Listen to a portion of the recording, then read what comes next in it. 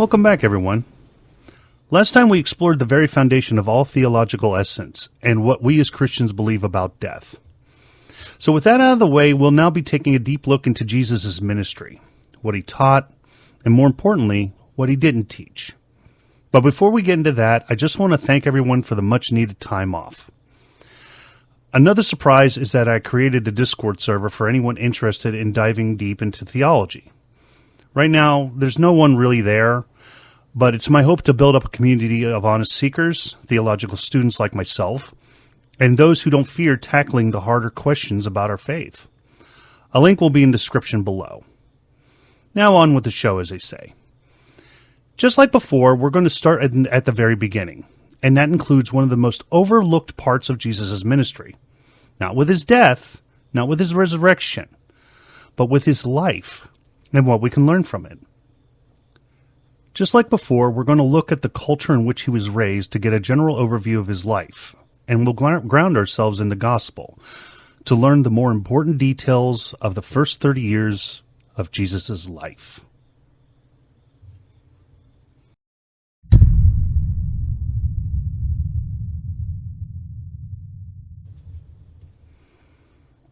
So we know from history and archaeology, Nazareth wasn't a city, it was a village. A small rural community tucked in the hills of Galilee. At the time of Jesus' upbringing, it likely had around fewer than 500 residents. It was a place of obscurity, poverty, and low social status. In fact, its reputation was so poor that Nathanael famously asked, "Can anything good come out of Nazareth?" John 1:46. But this is the soil God chose for his son to grow in. Homes were simple stone walls, flat roofs, dirt floors. Most families lived in one-room dwellings that shared courtyards. Cooking was done over open fires, and water was drawn from community wells. Nazareth's economy was agrarian. Families grew olives, grapes, and grains. Carpentry wasn't just woodworking, it included stonework, tool making, and construction. Jesus, known as the carpenter from Mark 6:3, likely worked on homes, furniture, and even farming implements.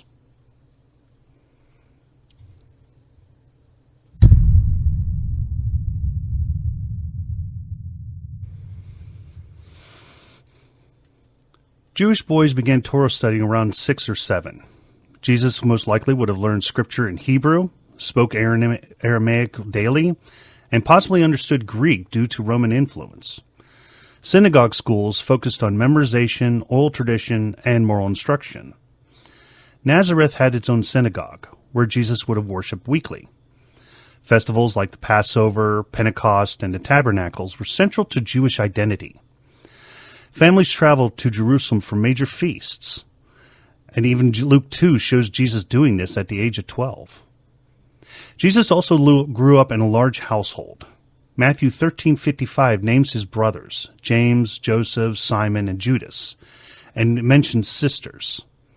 Joseph, his earthly father, likely died before Jesus' public ministry, leaving Jesus as the head of the household. Now, Galilee was under Roman control. Taxes were high, soldiers were present, and uprisings were common. Jesus grew up under the shadow of the empire, and he saw injustice, poverty, and oppression firsthand. Galileans were viewed as less refined than Judeans. Their accents were mocked, and their towns were considered spiritually inferior. Yet Jesus chose this region as the launching pad of his ministry.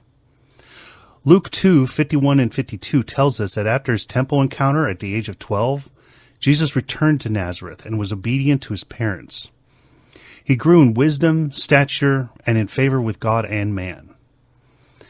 That's 18 years of quiet faithfulness.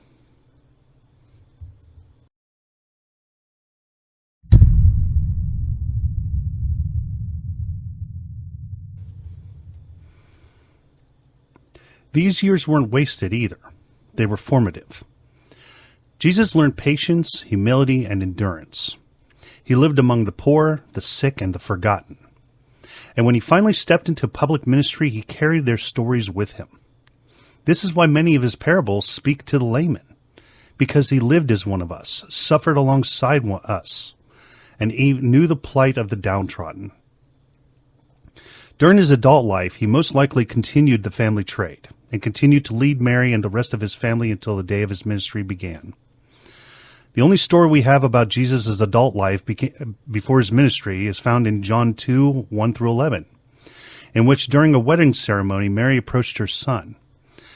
His reply speaks volumes as he says, "My hour has not yet come." This shows us that Jesus was preparing for his work given to him by the Father.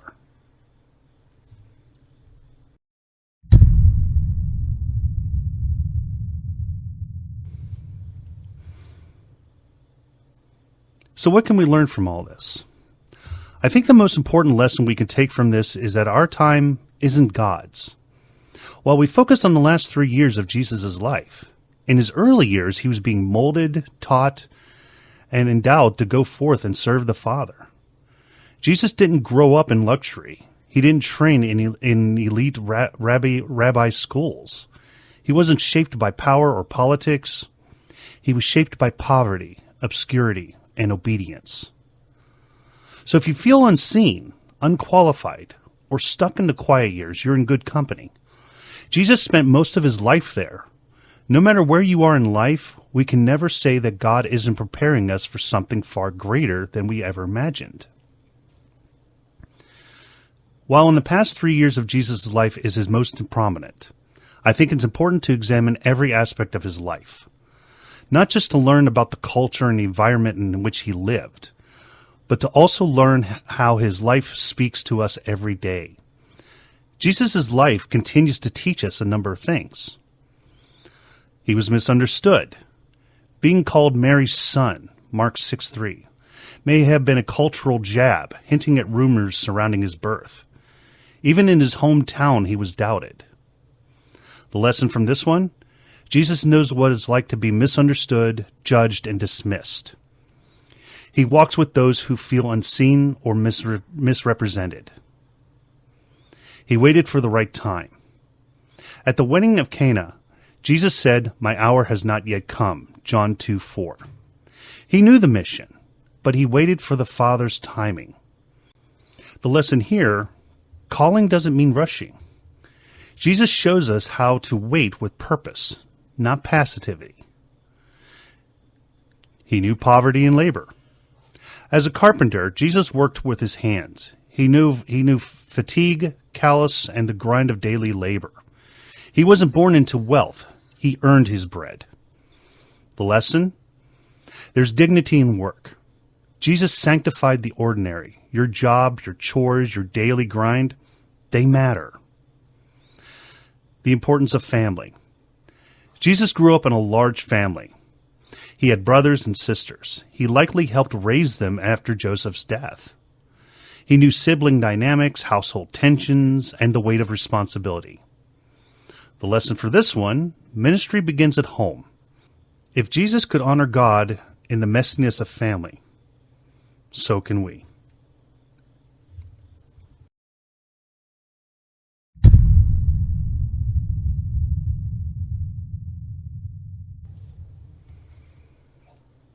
Now, there are other things we can learn from Jesus' early life before his ministry, but I think I'm going to leave those mysteries for you to discover. So with that, that's all I have for you for this week. What did you think? Did you agree? Did you find something unheard of? Drop it in the comments below. Also, if you found this inspirational or think anyone could benefit from this, I would encourage you to share it. And as always, likes and subscribes never hurt either. I also want to thank you all for helping this channel grow. Yeah, it may not seem like much, but every seed starts small and doesn't explode overnight. And I've been seeing more and more people watching, and I have to thank you all. But again, I would encourage you to subscribe.